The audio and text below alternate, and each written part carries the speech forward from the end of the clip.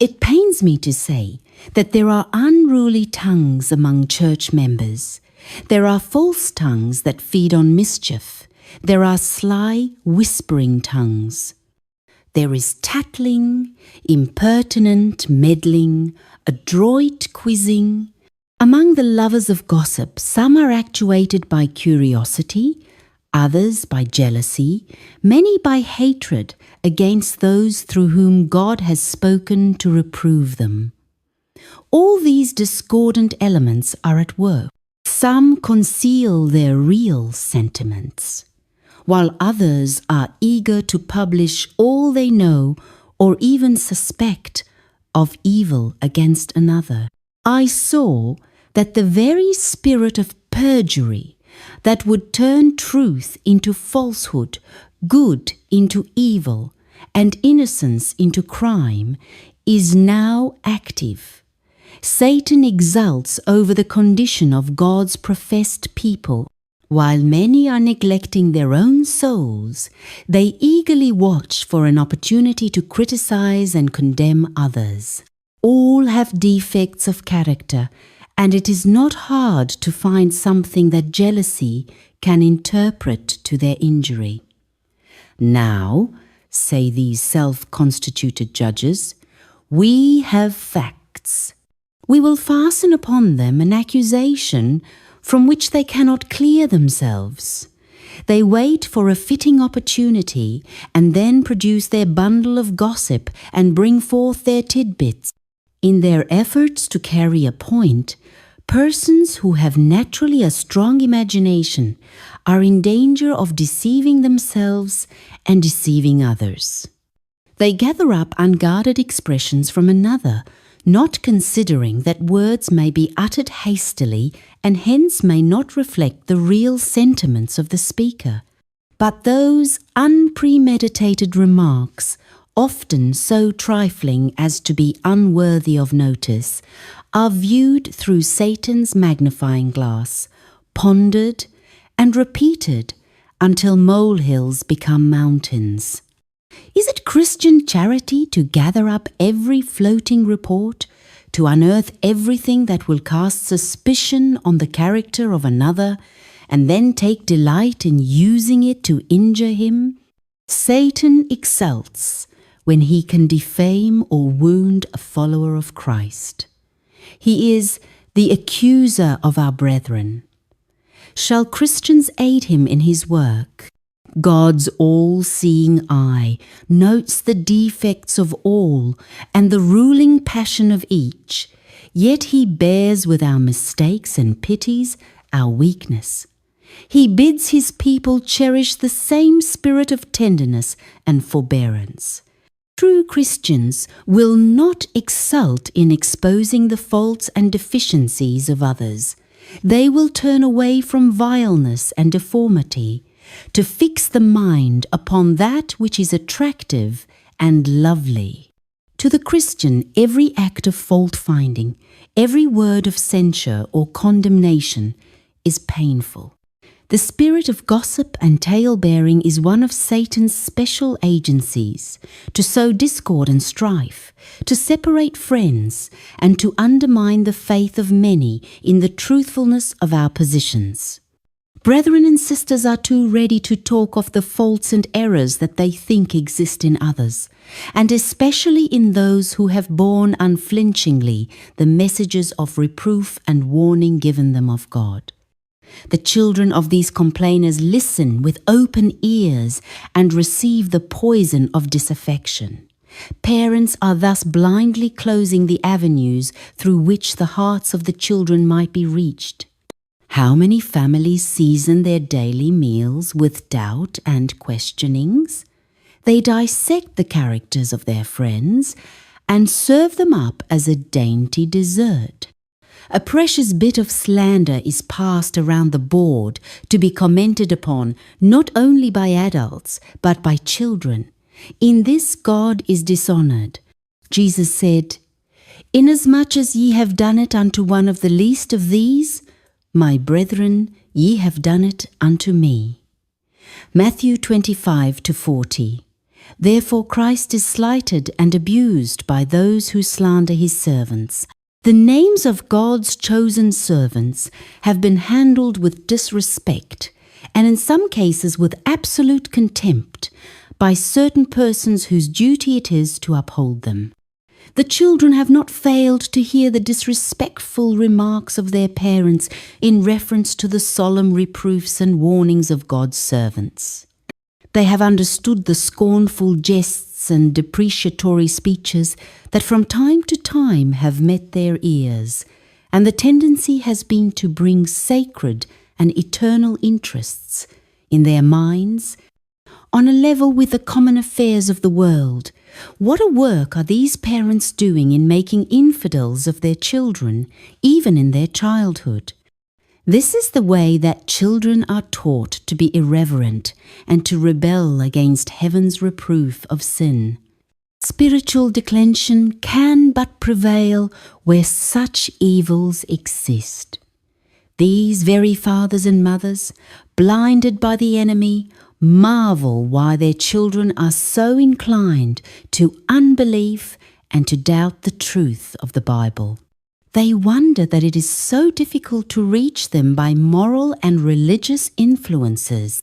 Had they spiritual eyesight, they would at once discover that this deplorable condition of things is the result of their own home influence, the offspring of their jealousy and distrust.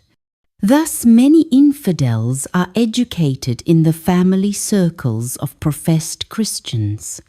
There are many who find special enjoyment in discoursing and dwelling upon the defects, whether real or imaginary, of those who bear heavy responsibilities in connection with the institutions of God's cause.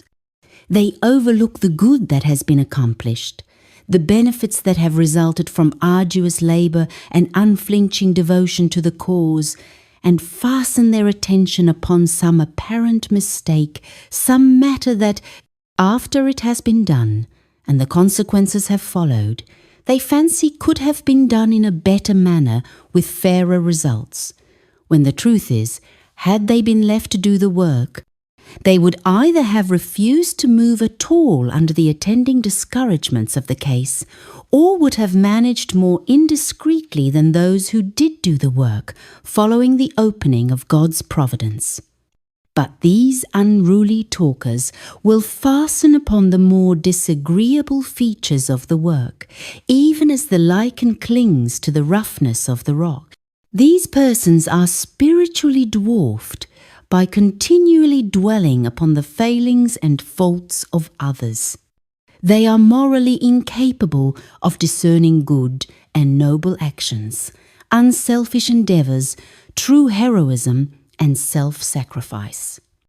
They are not becoming nobler and loftier in their lives and hopes, more generous and broad in their ideas and plans. They are not cultivating that charity that should characterize the Christian's life.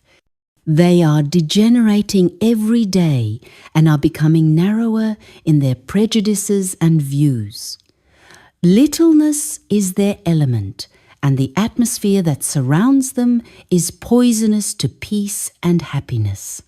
Every institution will have to battle with difficulty. Trials are permitted in order to test the hearts of God's people. When adversity befalls one of the Lord's instrumentalities, it will be shown how much real faith we have in God and in His work.